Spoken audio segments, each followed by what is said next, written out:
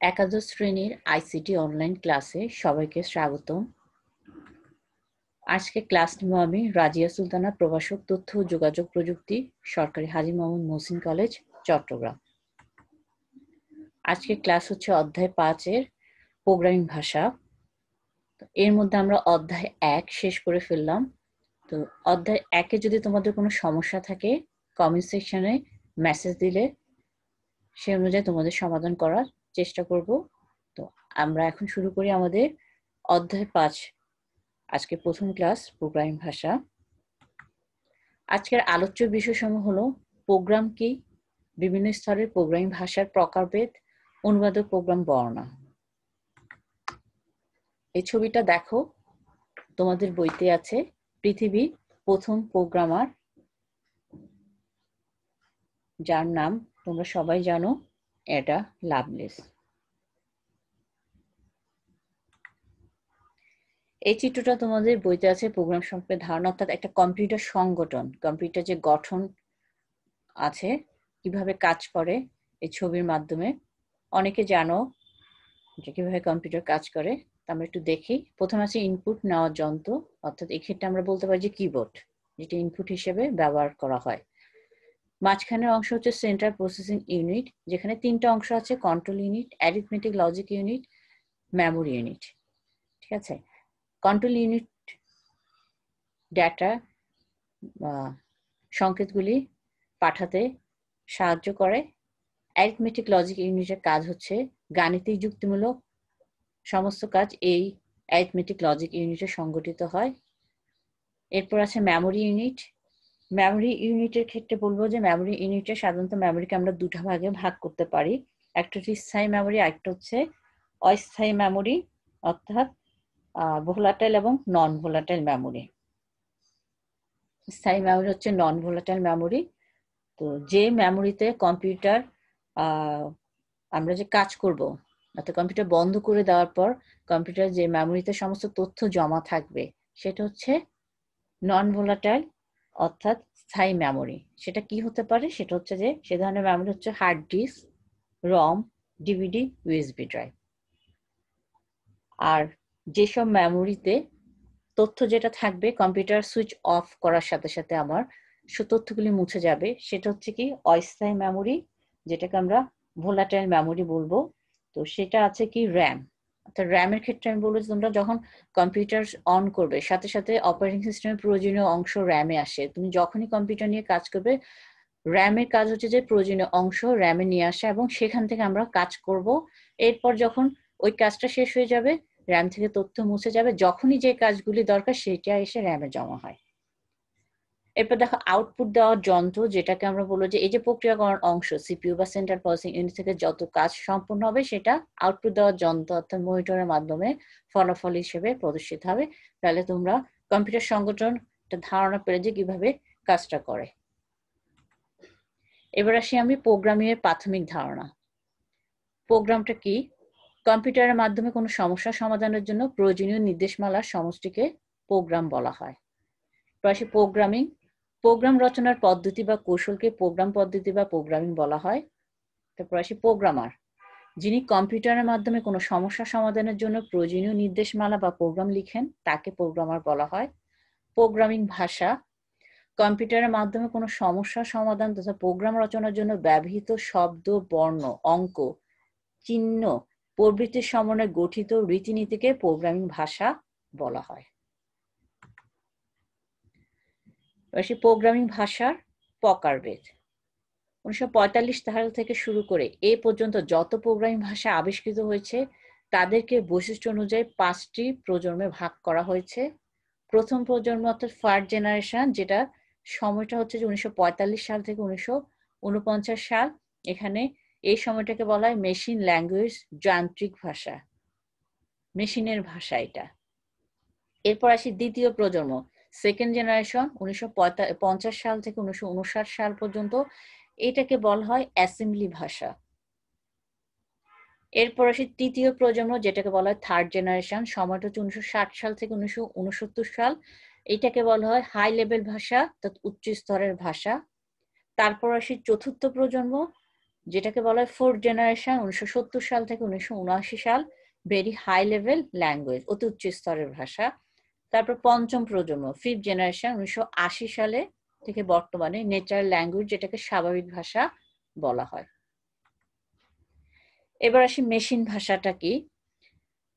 Machine ভাষা হচ্ছে আমাদেরকে বুঝতে হবে যে কম্পিউটার যখন কাজ করে, মেশিন ভাষা কম্পিউটারের নিজস্ব ভাষা। তাহলে আমরা একটু সংজ্ঞাটা দেখি। কম্পিউটারের নিজস্ব ভাষা হচ্ছে মেশিন ভাষা। এটি কম্পিউটারের মৌলিক ভাষা।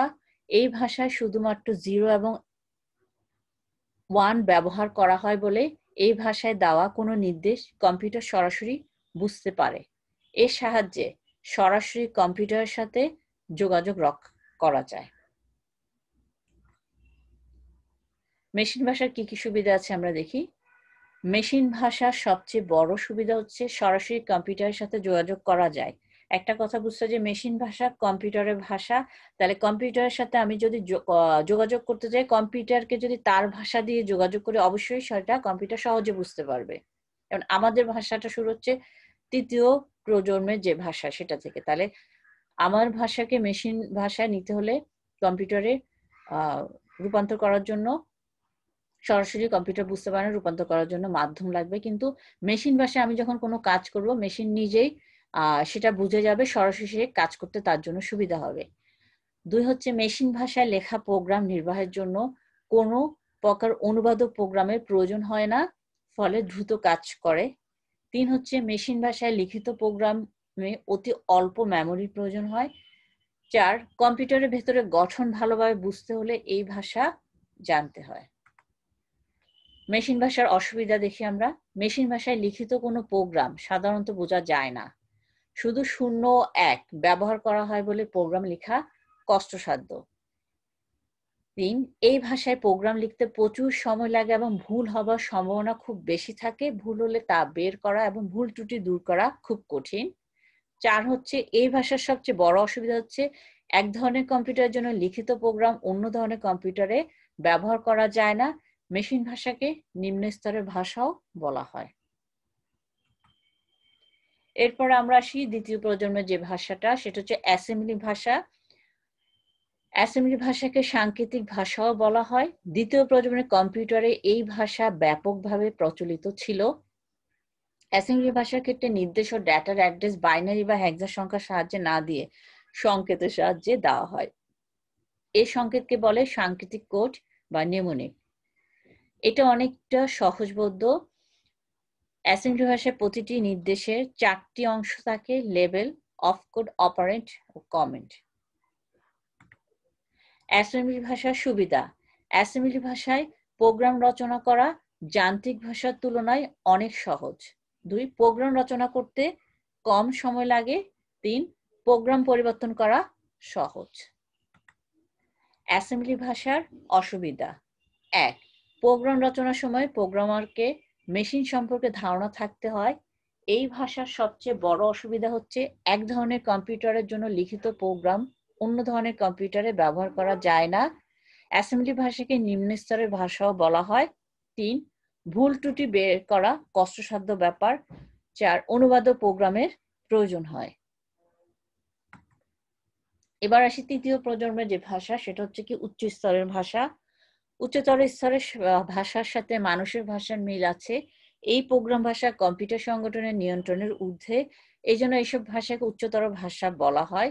এটি মানুষের জন্য বুঝতে পারা খুব সহজ, কিন্তু কম্পিউটার সরাসরি বুঝতে পারে না বলে অনুবাদক প্রোগ্রামের প্রয়োজন হয়, অর্থাৎ অনুবাদক প্রোগ্রামের সাহায্যে একে মেশিন ভাষায় রূপান্তরিত করে নিতে হয়।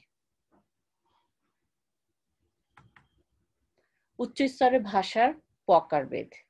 সাধারণ কাজের ভাষা, জেনারেল পারপাস ল্যাঙ্গুয়েজ, যেসব ভাষা সব ধরনের কাজের উপযোগী করে তৈরি করা হয় তা সাধারণত সাধারণ কাজের ভাষা নামে পরিচিত, যেমন বেসিক, প্যাসকেল, সি ইত্যাদি। বিশেষ কাজের ভাষা, স্পেশাল পারপাস ল্যাঙ্গুয়েজ। আর যেসব ভাষা বিশেষ কাজে উপযোগী করে তৈরি করা হয় তা বিশেষ কাজের জন্য ভাষা নামে পরিচিত, যেমন কোবল, অ্যালগোল, ফরট্রান ইত্যাদি। উচ্চ স্তরের ভাষার সুবিধা।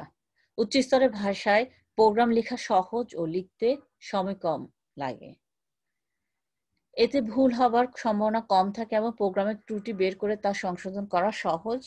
এই ভাষায় প্রোগ্রাম লেখার জন্য কম্পিউটারের ভেতরে সংগঠন সম্পর্কে ধারণা থাকার প্রয়োজন নেই। এক মডেলের কম্পিউটারের জন্য লিখিত প্রোগ্রাম অন্য মডেলের কম্পিউটারে চলে। উচ্চ স্তরের ভাষার যে অসুবিধাগুলি আমরা দেখতে পাই, উচ্চ স্তরের ভাষায় অসুবিধা হচ্ছে যে সরাসরি কম্পিউটারের সাথে যোগাযোগ করা যায় না।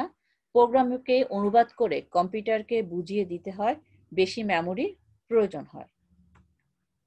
উচ্চ স্তরের ভাষার ব্যবহার, এক হচ্ছে বড় প্রোগ্রাম তৈরির কাজে, 2 বৃহৎ ডেটা প্রসেসিং এর কাজে ব্যবহৃত প্রোগ্রাম তৈরি করতে, 3 যেসব ক্ষেত্রে প্রচুর মেমোরির প্রয়োজন হয় সেসব ক্ষেত্রে সফটওয়্যার তৈরির কাজে, 4 জটিল গাণিতিক হিসাব নিকাশে সফটওয়্যার তৈরির কাজে, 5 অ্যাপ্লিকেশন প্যাকেজ সফটওয়্যার তৈরির কাজে, 6 হচ্ছে বিভিন্ন ধরনের অটোমেটিক প্রসেস কন্ট্রোলের কাজে উচ্চ স্তরের ভাষা ব্যবহার করা হয়। এবার আমরা আসি অনুবাদক প্রোগ্রাম। অনুবাদক প্রোগ্রামটা কি আমরা দেখি। যে প্রোগ্রামের সাহায্যে উৎস প্রোগ্রামকে বস্তু প্রোগ্রামে পরিণত করা হয় তাকে অনুবাদক প্রোগ্রাম বলে।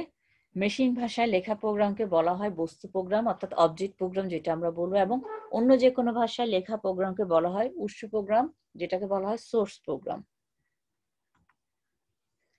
এবার আমরা দেখি অনুবাদক প্রোগ্রাম, আমরা যে সংজ্ঞাটা দেখলাম সেটা একটু চিত্রের মাধ্যমে একটু দেখি। দেখো এখানে প্রথম আছে হাই লেভেল প্রোগ্রাম।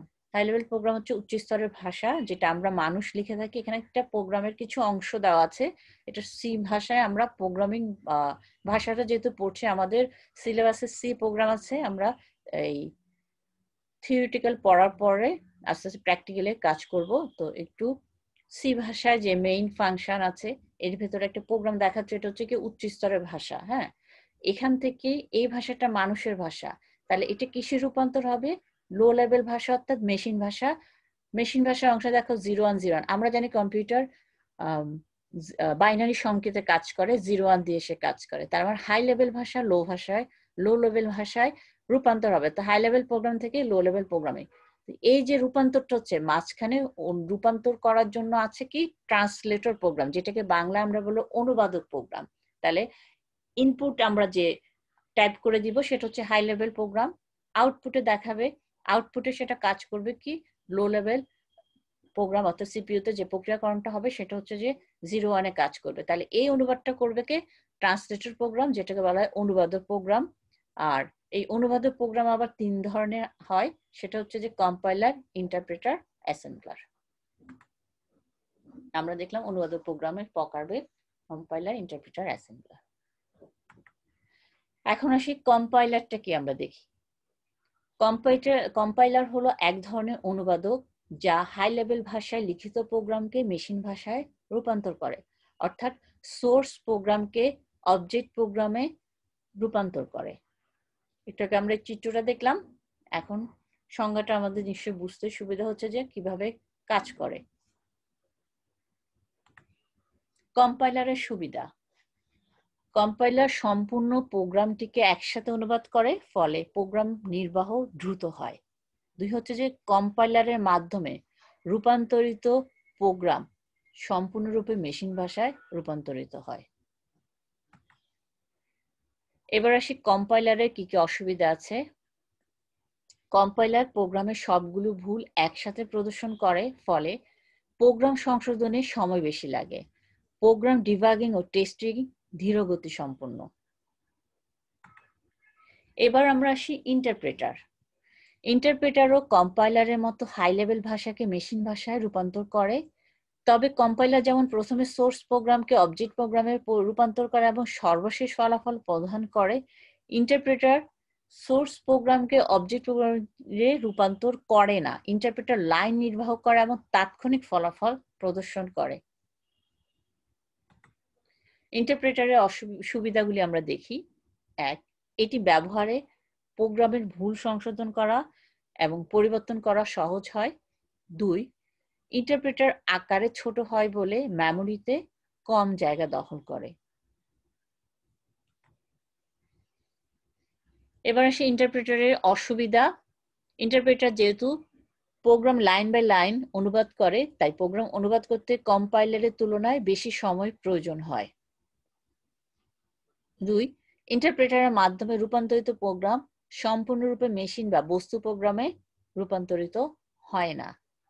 ইন্টারপ্রেটার করবে লাইন বাই লাইন করবে, একসাথে রূপান্তরের কাজটা করবে না, একসাথে সম্পূর্ণ রূপান্তরের কাজটা করে কি কম্পাইলার। এবার আমরা একটু দেখি যে অ্যাসেম্বলার। এটা হচ্ছে কি যে অ্যাসেম্বলি ভাষা কিছু কাজ করা, অর্থাৎ মেশিন ভাষা পরবর্তী যে ভাষাটা সেটা অ্যাসেম্বলি ভাষা। তাহলে অ্যাসেম্বলি ভাষা কি আস্তে আস্তে মেশিন ভাষা মানুষের জন্য কষ্টকর বলে এই ভাষাটা প্রথম যখন ছিল অল্প ব্যবহারকারী ছিল, কারণ 0 দিয়ে কাজ করা আসলে কঠিন মানুষের জন্য। তো মানুষ আস্তে আস্তে কি নিজের ভাষায় প্রোগ্রাম লেখার চেষ্টা করে, সেই চেষ্টার ফল হচ্ছে কি অ্যাসেম্বলি ভাষা। এরপর দ্বিতীয় পর্যায়ে যে অ্যাসেম্বলি ভাষা আসে, তখন এই অ্যাসেম্বলি ভাষায় কিছু কাজ করার মাধ্যমে আমরা আস্তে আস্তে থার্ড জেনারেশন অর্থাৎ তৃতীয় প্রজন্মে আসি। তাই অ্যাসেম্বলি ভাষায় আমাদেরকে মনে রাখতে হবে যে কিছু সংকেত ব্যবহার করা হয়, যেটা অ্যাড করা, মুভ করা, সাব করা। এই যে এই ওয়ার্ডগুলি আস্তে আস্তে কি মানুষের ভাষার কাছাকাছি চলে আসে একটা সময়, কিন্তু প্রোগ্রামটা মানুষের ভাষায় আমরা এখন প্রোগ্রাম লিখছি। তাহলে অ্যাসেম্বলি ল্যাঙ্গুয়েজকে অনুবাদক প্রোগ্রামের সাহায্যে মেশিন ল্যাঙ্গুয়েজে পরিবর্তন করার জন্য এখানে অ্যাসেম্বলার প্লাস লিঙ্কার সাহায্য করে। তাহলে আমাদের অ্যাসেম্বলারটা কি, অ্যাসেম্বলি ভাষায় লিখিত প্রোগ্রামকে মেশিন ভাষায় অনুবাদ করার জন্য অ্যাসেম্বলার ব্যবহার করা হয়। এটি অ্যাসেম্বলি ভাষায় লিখিত প্রোগ্রামকে কোড বা যান্ত্রিক ভাষায় রূপান্তর করে, অর্থাৎ নেমোনিক কোডকে মেশিন ভাষায় অনুবাদ করে। প্রোগ্রামে কোনো ভুল থাকলে এরর মেসেজ দেয়। অ্যাসেম্বলারে কি কি কাজ আছে আমরা দেখি। অ্যাসেম্বলারের কাজসমূহ: নেমোনিক কোডকে মেশিন ভাষায় অনুবাদ করা, সাংকেতিক ঠিকানাকে মেশিন ভাষায় ঠিকানায় রূপান্তর করা, সব নির্দেশ ও ডেটা প্রধান মেমোরিতে রাখা, প্রোগ্রামে কোনো ভুল থাকলে এরর মেসেজ দেওয়া, প্রোগ্রামের সকল ভুল সংশোধনের পর প্রোগ্রাম কন্ট্রোলকে জানানো।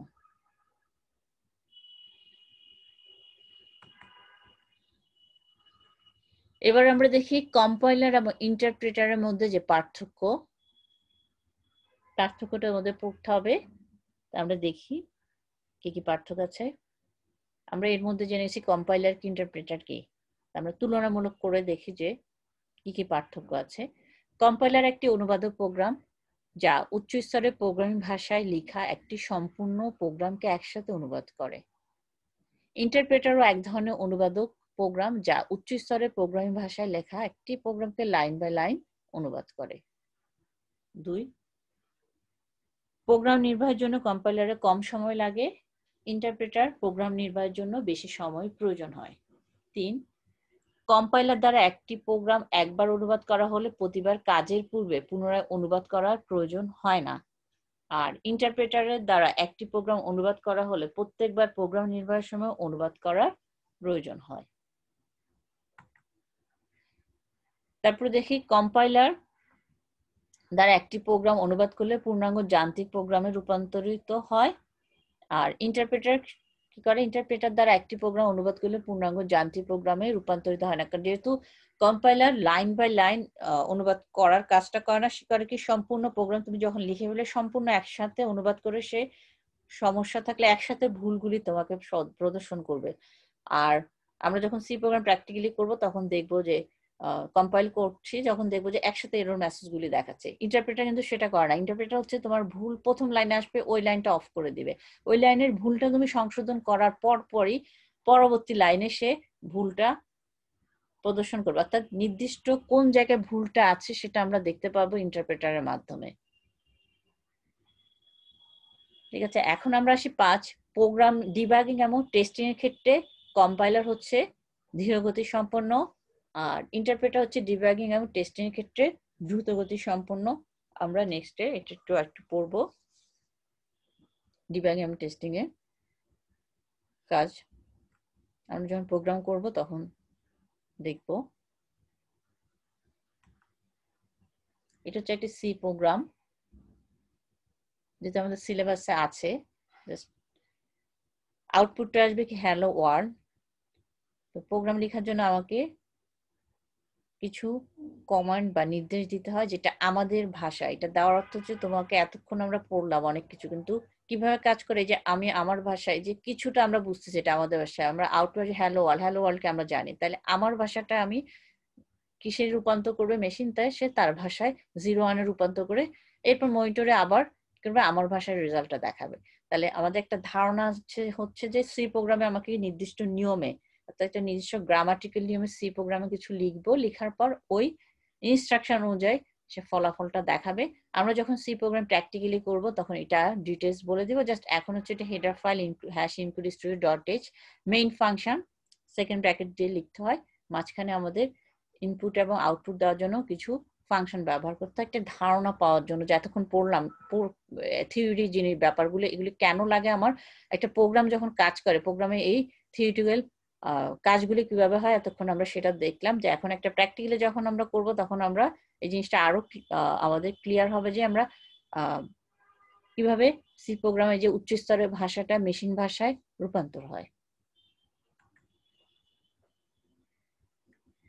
এরপর একটা সৃজনশীল প্রশ্ন দেওয়া আছে,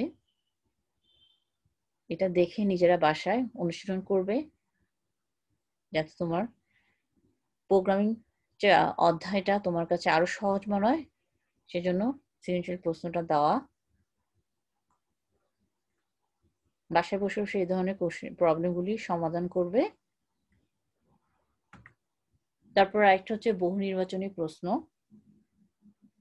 এখানেও কিছু কোশ্চেন দেওয়ার অর্থ হচ্ছে তোমরা একটু দেখা যে কিভাবে আমাকে পড়তে হবে, আমি পড়ার পর কতটুকু আমি বুঝতে পারলাম। ঠিক আছে, আজ সবাইকে ধন্যবাদ, আজকের ক্লাস এখানে শেষ করলাম।